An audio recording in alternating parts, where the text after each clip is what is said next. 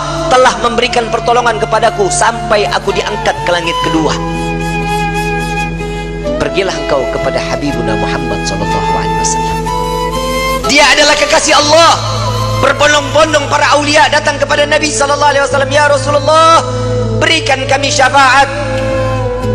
Sebelum orang tersebut berbondong-bondong datang kepada Nabi, Nabi SAW sudah melihat mereka akan datang kepada Nabi. Nabi berjumpa dengan Allah. Nabi sujud kepada Allah. Ya Muhammad, angkat kepalamu. Tidak lagi ada yang ibadah di padang mahsyar ini. Mengangkat kepala lalu sujud lagi Allah di hadapan Allah. Nabi Muhammad SAW diangkat lagi.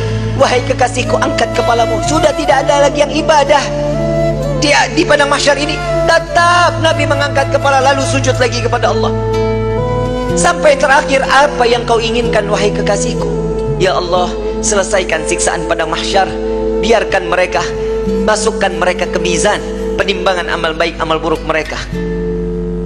Ya Muhammad, engkau meminta tanpa sujud kepadaku, aku akan memberikan apa yang kau inginkan.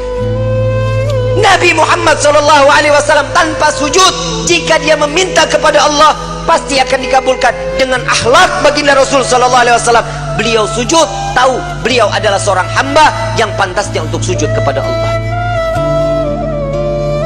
Dia adalah Nabi SAW. Tatkala mereka datang bersama dengan Nabi, ya Rasulullah, mintalah permohonan kepada Allah. Apa jawaban Nabi? Analaha, analaha, analaha. Aku yang dapat menolong kalian. Aku yang akan memberikan syafaat kepada kalian. Aku yang akan membebaskan kalian dari siksaan padang mahsyar di hari ini. Saat dia meminta, selesai padang mahsyar, masuk mereka semua ke mizan. Sampai di mizan, Nabi berdiri di depan mizan, melihat rombongan daripada umatnya. Saat beliau dalam keadaan dosa yang begitu besar, Nabi sujud kembali di hadapan Allah. Ya Rabb, doa baginda Rasul SAW, ya Allah, ringankan beban dosa umatku, beratkan pahala mereka, ampuni dosa mereka ya Allah. Kita berbuat dosa di atas bumi Allah. Nabi yang terus menerus sampai di mizan pun Nabi sujud kepada Allah agar kita diselamatkan, dibebaskan, agar masuknya kita ke dalam surganya Allah. Setelah mizan, Nabi SAW berdiri lagi di sirat. Saat dimana jembatan tersebut, satu helai rambut dibelah menjadi 7, tajamnya luar biasa. Di bawahnya neraka jahanam. Nabi menunggu sampai ada umat yang ingin tergelincir, dipegang oleh Nabi, dituntun sampai di ujung daripada jembatan tersebut.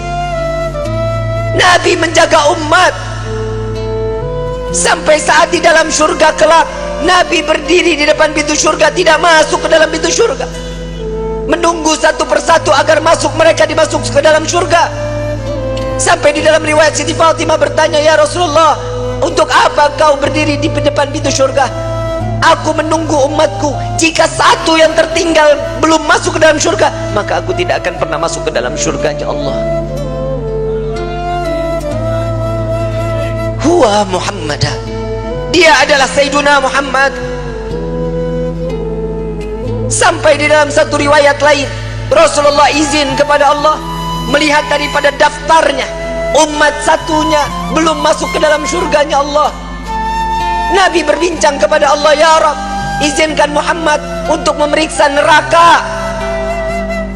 Sampai beliau masuk ke dalam neraka mencari umatnya, lalu setelah itu diambil, lalu dibawa masuk ke dalam surganya Allah. Dia adalah Sayyiduna Muhammad. Dia adalah pemimpin kalian. Dia adalah Nabi kalian. Dia adalah Rasul kalian. Tidakkah kalian malu tatkala kalian berbuat dosa di hadapan Allah? Sampai kapan hidup kita selalu tutup mata di dalam kemaksiatan kepada Allah? Hei para alim ulama, hei para kiai, hei para habaib, dosa apa yang kalian lakukan sampai terus menerus Indonesia diberikan daripada bala dan bencana? Wahai umat Nabi Muhammad, dosa yang mana yang kalian lakukan sehingga kalian enggan untuk bertaubat kepada Allah? Tubna ilallah